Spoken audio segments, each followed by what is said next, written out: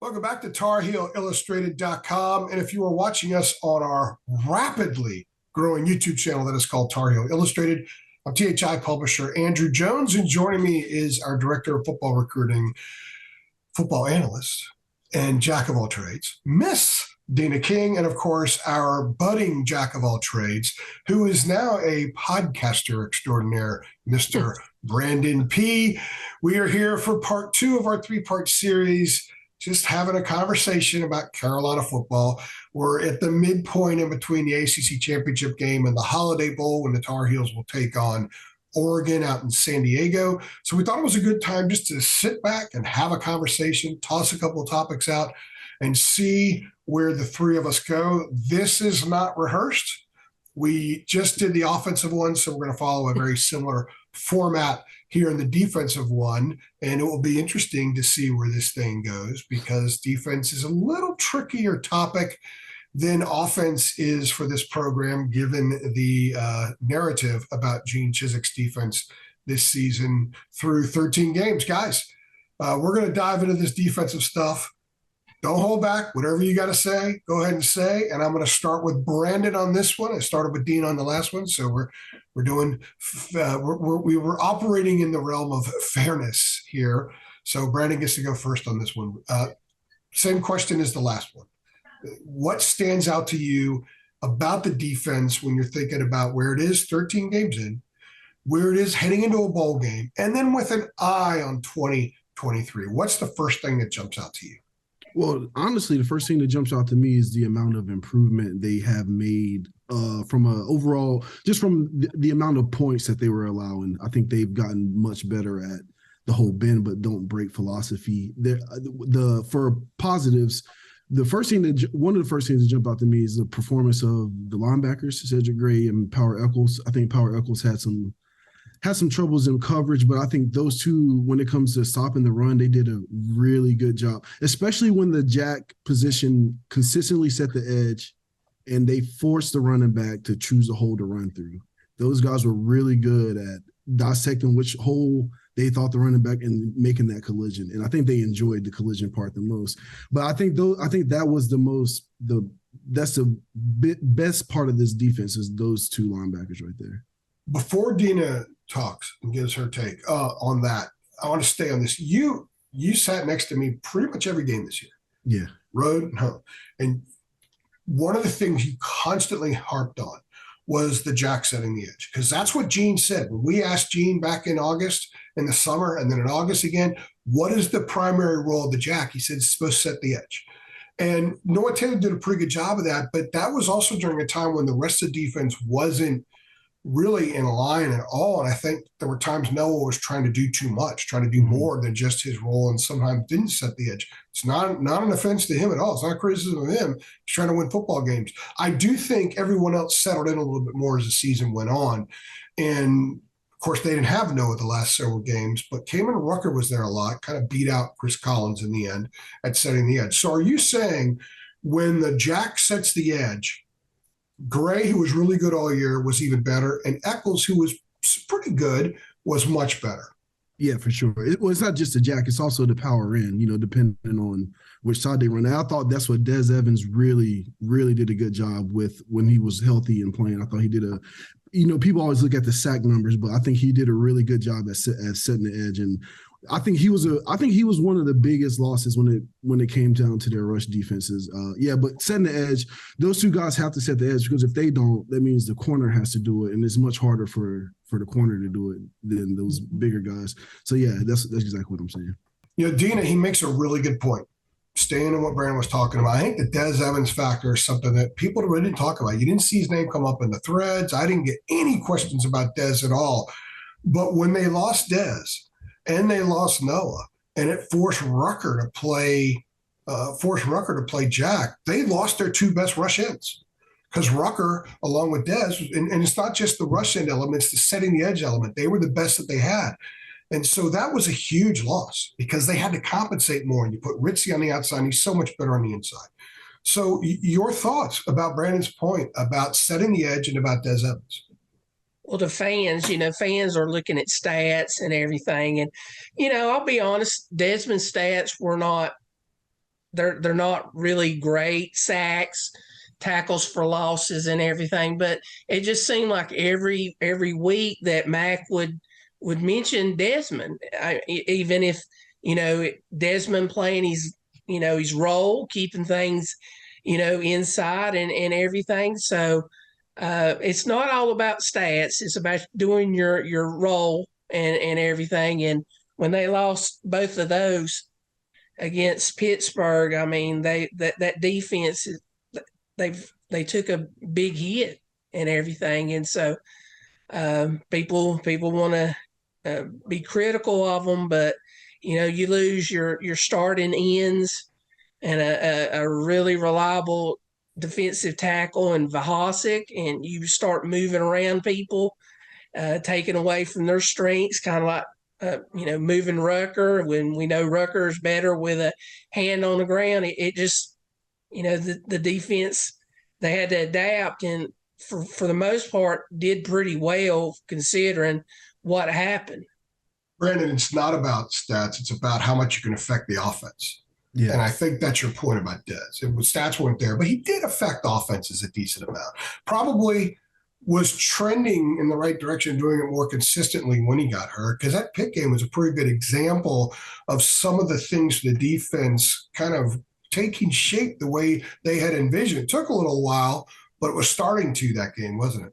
Yeah. If you look at the Pitt game, I think that was the peak of I think that's the best, at least from a rushing standpoint, because we remember they did give up a lot of over the top throws that game. But from a rushing defense standpoint, that was the one. I think they were at their peak form right there, because they were going against the best running back in the ACC, and they pretty much held him in check. Like holding him in check was pretty much the reason why they were able to come out victorious in that game. I mean, he got his touchdowns, but I think, and then after that, he had 120. I think he had 127 yards, but that's holding him in check.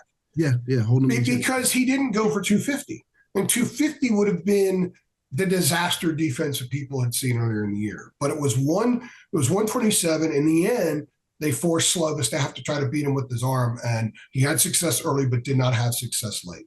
Yeah, and then if you go to I believe the game before that was Duke, correct? Before Pitt. Yeah. And if you think about that game, they held that rushing offense in check. Just the one long rushing, the long rush by the quarterback.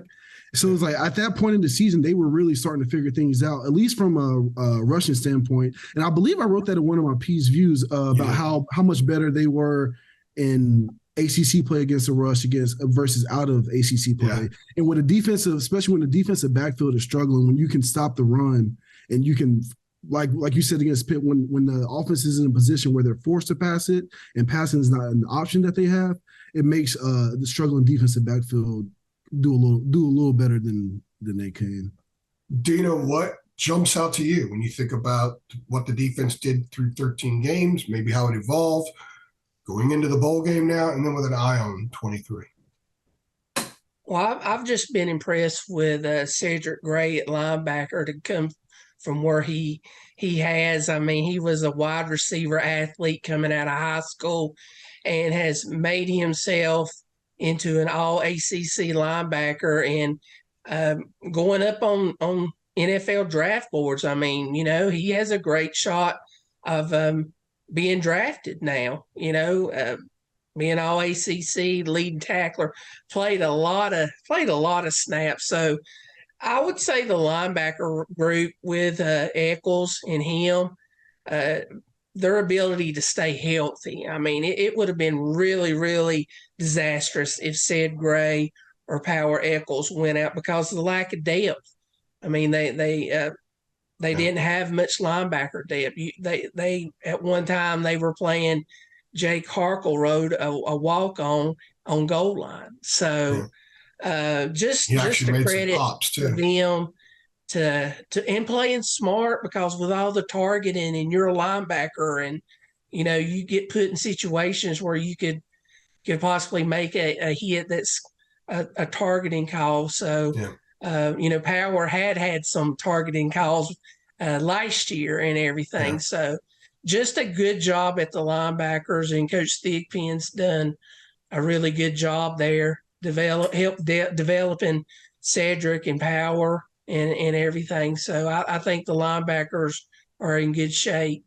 Cedric's, just so people know, been getting in, and he's going to get an NFL grade. He's getting NFL information. Still has a decision to make. He's shot up a lot of the boards. A lot of teams like him. So I'm not going to say right now it's 100% guarantee he's coming back. I'm not going to say it's guaranteed he's going. We don't really know. I don't have any insight other than he's getting some information. I would think the lean is probably that he returns. And I think that would be great for this team because right now they don't have a lot at that position. And they lost a little bit of depth with Ra, who really didn't perform at a very high level. He was one of the lower graded defensive players who got a decent number of snaps this season, probably playing out of position a little bit, but they don't have him now. The potential, obviously, to be a really good player is there, but it hadn't yet come to fruition at Carolina. So I guess Deuce Caldwell might be called into action if something happens in the bowl game, but Deuce has been there long enough and certainly is a guy who plays with a lot of vitality, as we've seen. Brandon, what do you think about the secondary? And I ask you that by saying the answer to the question for me is I'm really intrigued by Will Hardy and Marcus Allen. Oh man, I was going to say that. And I know that you and I had more conversations in game about the third down package. Yeah.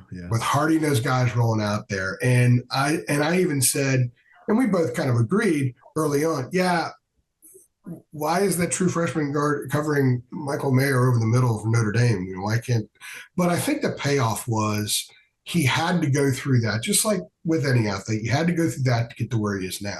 Right? One of the reasons, I know one of the reasons Cam Kelly is no longer in the program is because Will Hardy's there. And Will Hardy is basically penciled in as one of the starters back there. I think the way Marcus Allen played after he had time in the program and stepped up and played, I think that's one of the reasons why maybe a Balfour left, because Allen leaped over him. Balfour had the opportunity in FAMU. Balfour jumped him, Allen jumped him and might be one of the starters next year. I think those two guys have a lot to do with some optimism people might want to have about the defense being better in 23 than it was in 22. And they're going to get 65, 70 snaps each against Oregon's offense in the bowl game. So they're going to get a lot of seasoning here in a couple of weeks. Yeah. And for the record, my issue with the third down package was the fact that it was sometimes during the season, it was the same package on 3rd and 4 that it was on 3rd and 14. I think that. But anyway. I agree. I agree with you. And real quickly, stay on that for a second. One of the issues also, they were pulling power out.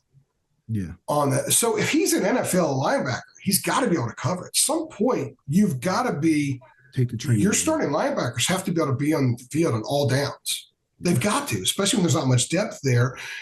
It should be a luxury putting in someone and pulling someone in a situation like that, not a necessity. And I do think, as you noted earlier, power got a little bit better in coverage as the season went on. So maybe next year that won't be the necessity. It would be the luxury. Yeah. But I do agree with you. Ever since I started covering recruiting, I gotten a little smitten by the state of Georgia. Those kids, they overperform what they're supposed to do. And the fact that Will Hardy led the state in Georgia in interceptions, this whole season had me excited. Every time he was on the field and the ball was in the air, I'm thinking, oh, Will Hardy's going to get an interception. It only happened once, but I do. That's a big one. Yeah, true. It was a big one. But, like, you see the potential. You see the range he has in the defensive backfield, like how much ground he covers.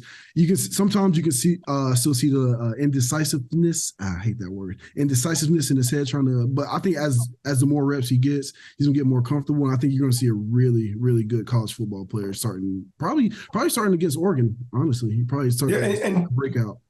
And Deana Will's going to see as many different looks against Oregon that anybody in the ACC would offer. Because I think Carolina probably throws more looks than anybody in the league offensively. So he's going to get that from Oregon somewhat facing an offense similar to their own. And I think that's going to benefit him. It's going to benefit Marcus Allen. And honestly, those two, after the bowl game, they won't be seasoned. Will be more so because he got reps in every game. But, man, they're going to be different dudes in January and in February leading into spring practice than they would have been had they not gotten these elevated number of roles or snaps, excuse me. Well, Hardy, Coach Jay Bateman, give him credit. He found and was very instrumental with Will becoming a Tar Heel, flipping basically from Virginia to North Carolina, seen something in him, and he's a coach's son, so he's very smart. He just needed some reps, and I agree. I think a lot of fans have been very pleased with his play, and the other Georgia kid, Marcus Allen. I mean, he was basically next man up. He got his number called against NC State, and he played well. I was very uh, impressed with the way he played against State, and then against Clemson in ACC championship. So, like you said, AJ, there is some optimism in that, and they're both, you know, freshmen and they're young and they got plenty of time to even grow even more. And then you add Boykins, who I feel was basically their best DB back there, you know, most reliable. I mean, and he's a headhunter. He likes to hit, and you want somebody like that in that position. And Legend Cavazos, he had pretty good moments. I mean, I know everybody in that defensive backfield had some kind of a mess up, you know, let's be honest. But that kid, he seemed like if some big play happened to him, he made up for it the next play when something, and I like him. So you know, you're looking at Legend, Cavazos, and Marcus Allen at the cornerback positions, and then you got Boykins and Will Hardy back there, and then, you know, Geo Bickers. You know, he had a pretty solid season, and you got Chapman, and you got Day's pulled his name out of the portal, so there is some talent back there, and then we haven't even discussed Tayon Holloway. I mean, he didn't even play any, and, you know, basically was redshirting, and there's been nothing but, you know, I remember covering him in high school. He's a big time player. So some optimism is here's my tongue twister, like Brent, optimism in that secondary, considering, you know, all the doom and gloom about all the portal entries. I want to hit on the portal. Jacob and I did a football show where I brushed on it a little bit, and last week, or right the week when all the portal stuff happened, we actually did a huge podcast on it. But by the time we were going to run it, more portal news happened and all that stuff. We decided to pull it. No one ever saw it. You saw it, I think, maybe, but no one else saw it because we didn't actually run it publicly. But the portal, they're going to bring some guys in on defense. We're not going to hit on that now. We have an idea who, a couple of them, in fact, by the time this runs, they may have already committed. We'll deal with that in January and February. But the guys that they lost, 3 of their 4 starters in the secondary hit the portal. The only surprise to the staff was Duck.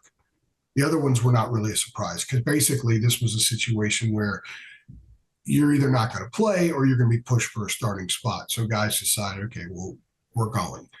Duck was the only one. He was looking at some NFL things, and the thinking was he was going to return to Chapel Hill. I think the reason Day pulled back out of the portal was because they needed someone else, because they lost Duck, and he's obviously not going to play in the bowl game. So what are your thoughts? Brandon, I'll start with you, and then I'll go to Deana, about the guys that they lost on defense. Because offense, there wasn't much. Defense, there were some guys they lost that didn't really play much.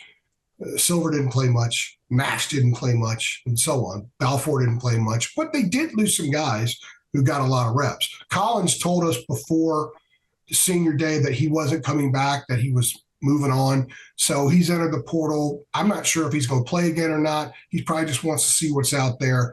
But when you lose 3 absolute starters from day one, and Duck, Grimes, and Kelly, do you think they're going to be okay not having those guys in a game like this? Or do you think maybe those guys leaving at this juncture with a big game against a high-octane offense could really be damaging for this team? No, I don't think so. I think it's the best thing for both parties. North Carolina gave up the most passing yards in the ACC this season, so I think it was time to move on for both parties. Those guys were older. They kind of hit the. I'm not gonna say they hit their potential wall, but we've two full seasons is enough to see what you got out of that group, and it's been 2 bad seasons. They had a change of defensive coordinator. Nothing really changed in the secondary. It was just the aspects of UNC's defense definitely got better, but the secondary wasn't one of those aspects that got better, which is what I was actually really surprised about, how bad the defensive secondary was at times. Because I truly, like I said this before, but I picked North Carolina to win the Coastal Division, and it was because I thought Grimes and Duck would be the best ACC cornerback duo in the ACC, and that just didn't pan out this year. So I think a change of personnel, maybe a change of coachings, I think it's all good for this side of the ball. I don't think nobody's safe on this side of the ball. I think when you put up numbers like that, you have to, it's a Deana, was it because those guys didn't play well, or how much of it was they didn't get a pass rush, didn't generate a lot of pressure? And if that was the big issue, that's going to still be an issue against Oregon. So the younger dudes are going to have to deal with that for 75 snaps. Yeah, I mean, you got some newer guys out there that are hungry, like Brandon said. The guys that Kelly, Grimes, and Duck, they played 2-3 years at Carolina, and a lot of the same issues from the previous defensive staff was happening again. So it's just I told y'all that the defensive side podcast was going to be a little bit harder to discuss than the offense, since there was some major movement on this side of the ball. So, but it's a change. I mean, it's kind of like wiping the slate clean. They got to go next man up. They got to go with what they got, and who knows? They may play well against Oregon. I mean, they'll have plenty of time to practice together. So I'm looking forward to see what happens in this bowl game. One of the most asked about questions around the basketball team is, why doesn't Dontrez Styles play more? One of the most asked questions about the football team all year was, why didn't Keyshawn Silver play more?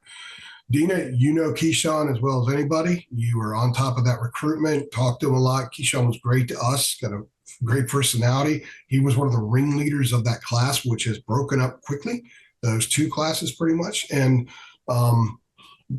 Keyshawn's gone.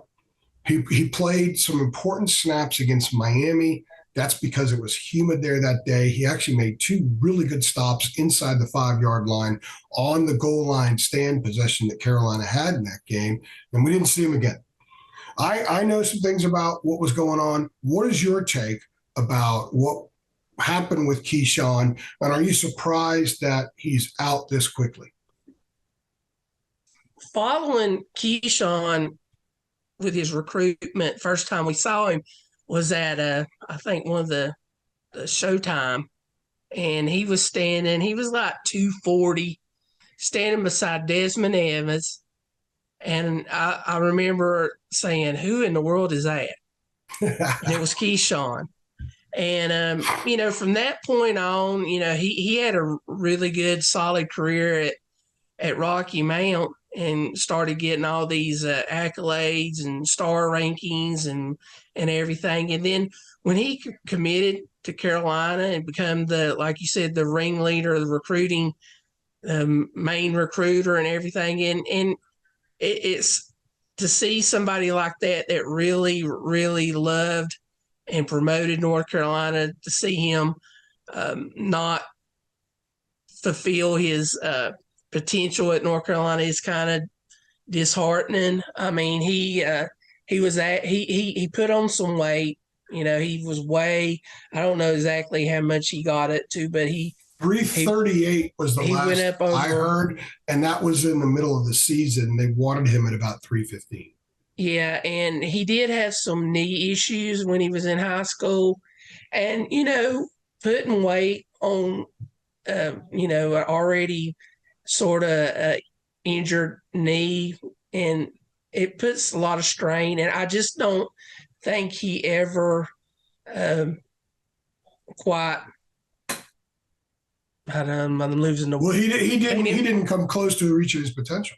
Well, I'm just saying. KBJ, with all of his injuries, was getting on the field before him in the last several weeks of the season. There was opportunity when Rucker moved to Jack, when Vahasek went down, and they had to move Ritzy on the outside. There was mega opportunity for Keyshawn to get reps in the middle, but he didn't get them.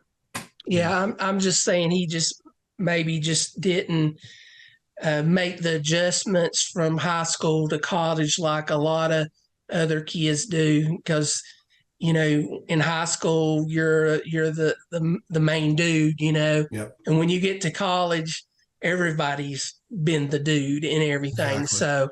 So, but I have no idea about, he did have some bright spots like you said, but he never did crack the lineup for multiple he just didn't. double digit reps, and it's in a group that was very, very loaded with 4s and a 5-star. Yeah, so, but it wasn't as loaded toward the end of the year. Brandon, you covered recruiting a lot for us as well. The class of 21 lost a few Rivals 250 guys already.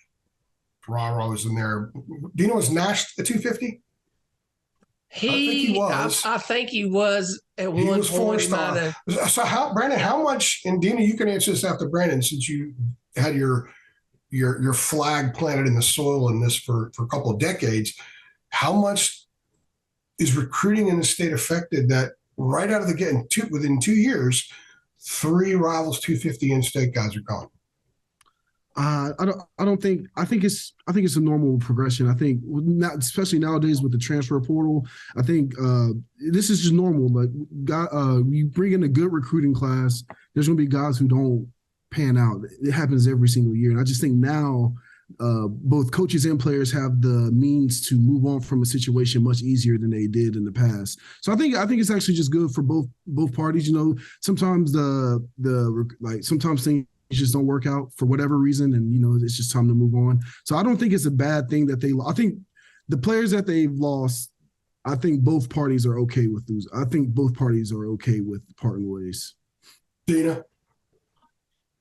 Well, I think with it may with in-state kids, everybody's losing kids to the portal, and I know other staffs will use it against Mac, trying to build defense, and then, it don't work out and everything. But they got 6, or we'll have 6 kids in this class of 2022 from North Carolina be signing on the 21st. So, it's not like,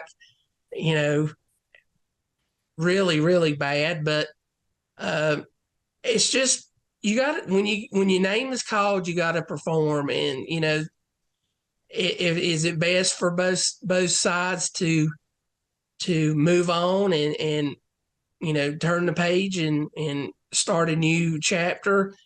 Evidently, it is, and so I'm as long as they did the appropriate way, Mac's going to help these kids if they put in the effort to ask for him.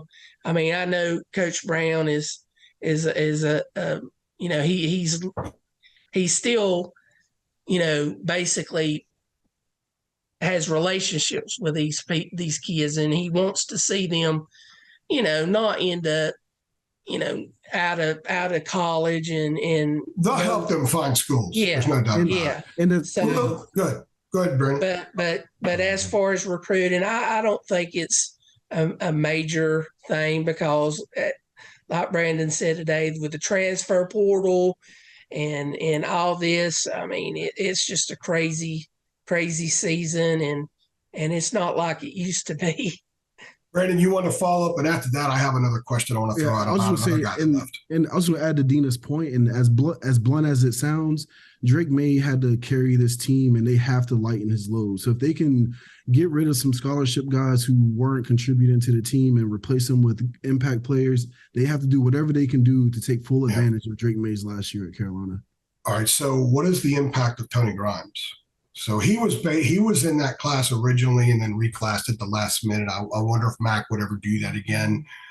We know that there was a lot of pressure put on Tony, not from outside sources, from some of his relationships away from Chapel Hill. And he's a guy that showed flashes early on that he's going to be special, but it didn't materialize. And I think he actually started to play the run better in the middle of the season. Brandon, we talked about it. Deana, you the three of us sat there in the press box a lot. And a couple of times he was more physical. He shied away from it earlier, took a lot of criticism for a couple of times, maybe not hitting somebody what people thought he should have. There was the Noah Taylor incident in the Notre Dame game. And if there is an example of best for both parties that they parted ways, I think this is an example of it.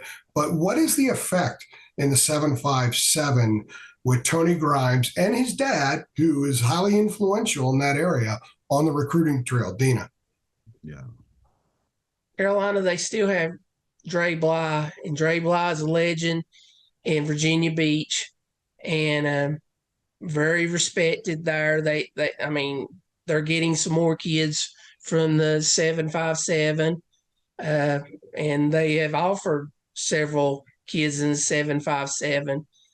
But, I kids got to do what's best for them, and go to a staff that they trust and everything. And, with Tony, he had his breakout coming out against Notre Dame, his freshman year, and had some really good moments in the bowl game, in the Orange Bowl against Texas A&M. And I think a lot of people thought that's the Tony Grimes we're going to have for, 2-3 years. And just the way I think is, when you play defense, it all's together. It goes pass rush helps the defensive back.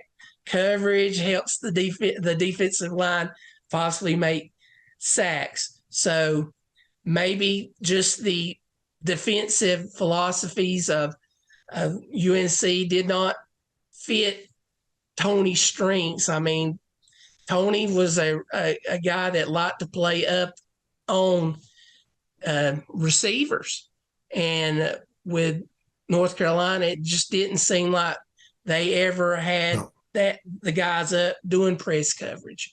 So I don't know if I don't think it played into his strengths that much. Yeah. I would like to have seen Tony in some bump and run stuff. Yeah, some press coverage. I think the whole fan base did. I mean, that was one of the common themes for the last 2 or 3 years at Carolina was why are they playing like 10 yards off the ball?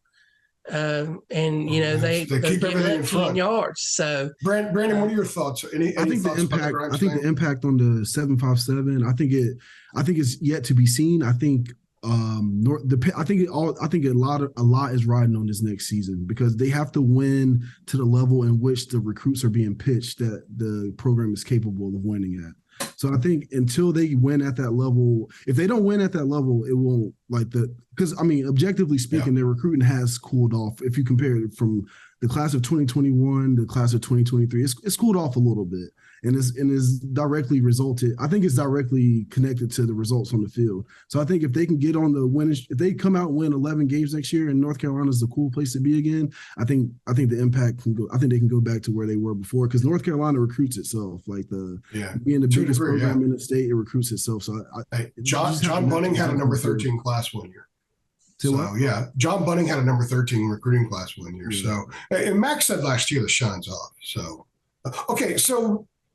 We talked about, with respect to the bowl game offensively, we all agreed that we're probably not going to see a lot of young guys, inexperienced guys get reps. We think they're going to go straight up with their best dudes on offense because they want to win this game. Defensively, they have no choice but to play some young guys. We haven't seen a whole lot.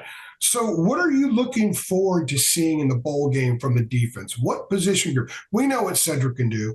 We know what Power can do. We know what Rucker can do. Is there a player or a position group that you're looking forward to saying, I just want to see that guy get reps against a really good offense so we can get a feel for exactly where he is going in the offseason? Brandon, we'll start with you. For me, that would have to be Malachi Hamrick. I think he's gotten on the field a lot this season, and I think they're trying to put him in positions to be successful. I think against Oregon, he might have with Chris Collins gone, he might have to play 20, 30 reps, and I don't know if he's physically ready for that, but I would be interested to see such a talented guy get out there for so many reps to see if he can get to the quarterback, because, that's something Carolina has really struggled at, and that's something that he really excels at. That's a good one, Brandon. Deana? Brandon stole my answer. Yeah. Well, go ahead. If yours is Malachi, say Malachi. Malachi, when he was at Shelby, in high school, he played defensive line, and he was like 200 pounds playing the end. And so he has experience coming off of that end with a hand down, but he has the versatility to play regular linebacker. So we might see him all over the place, but I do think that a lot of people want to see, what these next guys up in the rotation. I mean, like you said, Collins is portal. Of course the DBs in the portal, but I'd like to see Travis Shaw, see what he can do.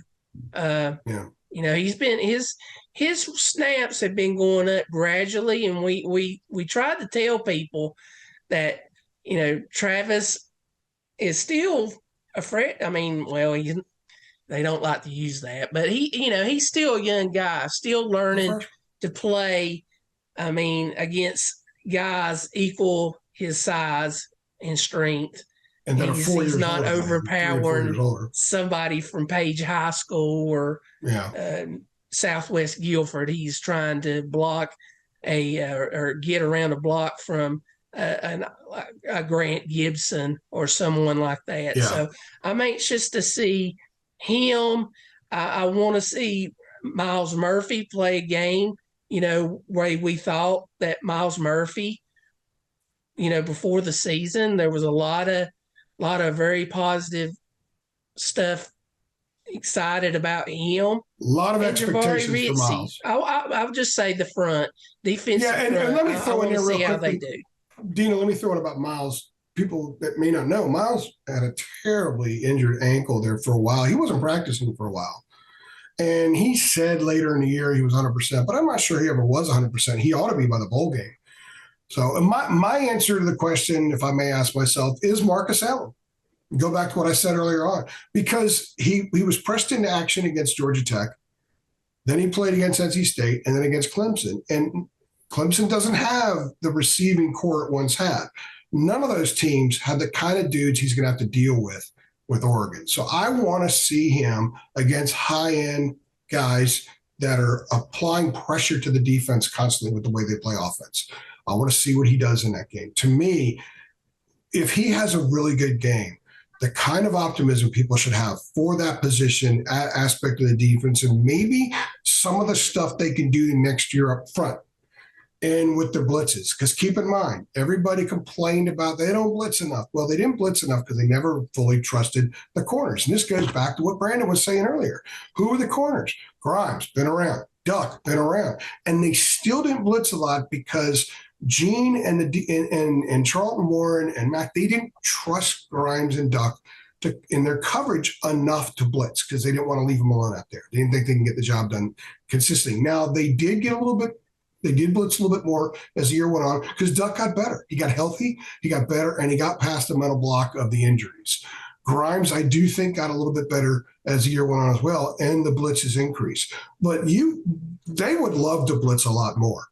And if Marcus Allen shows them against Oregon, he's a guy that you can trust in coverage. That means all off season, when they're planning on what they're going to do, I think they'll add some more blitz stuff to it. And that'll be interesting to see who ends up playing the jack. It'll be interesting to see how they utilize the linebackers. Does Boykin stay at a star? They blitz him a lot from the star. I would love to see a guy like that just take off after a quarterback every once in a while. He did have a big sack against Miami when they actually blitzed him in that game, because they did have a little bit of success with the blitzes late. With the athletes they have, you want athletes to be athletes on defense. You want them to fly around. You want them to go sideline to sideline. And it's all predicated on two things: coverage and getting conventional rush up front. If you could do those two things, it's going to bring everything out in those athletes. So Marcus Allen is the guy that I will watch the most against Oregon. And I think his performance will have an awful lot to do with how they go into the offseason. I agree. Nothing else on that? Oh, well, I mean, I've made my comments. I think. No, I know. I'm just about the Marcus Allen aspect of it. Yeah. Because I'm intrigued by him. He wasn't getting on the field much at all. But, man, when he got on the field, it's like, okay, he's ready. And we've seen that with freshmen. It takes a while. But then when they get on, they're ready. Conley was the same way. And it'll be interesting to see how healthy he is. Where is Jaquarius Conley with respect to health? And, I mean, that's a tough situation right there, because he's another dude, like he's out of the mold of Boykins. He can hit. He's got physicality. And we all know this defense needs more physicality. There's no doubt about that. So any other last thoughts about the defense, which you guys are looking for from the bowl game? And if there's something that you think just might be a little bit better in the bowl game than what we've seen. I don't know. I'm really interested to see these guys play. It's been a while since we've seen them play. The last time we seen them play was they got ripped apart by a true freshman quarterback. So let's see if they can bounce back against another powerful offense in Oregon. In fairness, Clemson had less than 400 yards of offense. Yeah. Okay. And trust me, I was all over pounding the defense because of what the freshman did, but Klubnik did. But it was 39-10, but 7 points, actually 8 was from a pick six, because they went to the 2-point conversion afterward. And then they got another touchdown after the fumble. They only had to go 23 yards. Yeah. And then Carolina missed a field goal. So there was an 18-point swing. Well, blocked, I guess. 18-point swing with 23 yards of offense for Clemson right there. So the defense wasn't as bad as it looks with 39-10 and the freshman connected on a bunch of passes. So the defense did make a little bit of progress. I know a lot of folks don't want to go there, but if you objectively look at it, Brandon, it was the first thing you said in this podcast. The defense did play better as the season went on. So it'll be very interesting to see if they can keep that up. And what kind of numbers amount to the defense doing a solid job against Oregon? Is it 400 yards? Is it 35 points? I'm not sure. We'll just have to see the game and then kind of make a determination afterwards. If it's 55 and 500, then Twitter's going to be a lot of fun that night. Yeah, it's hard to that. And the message boards. All right, guys. Yeah.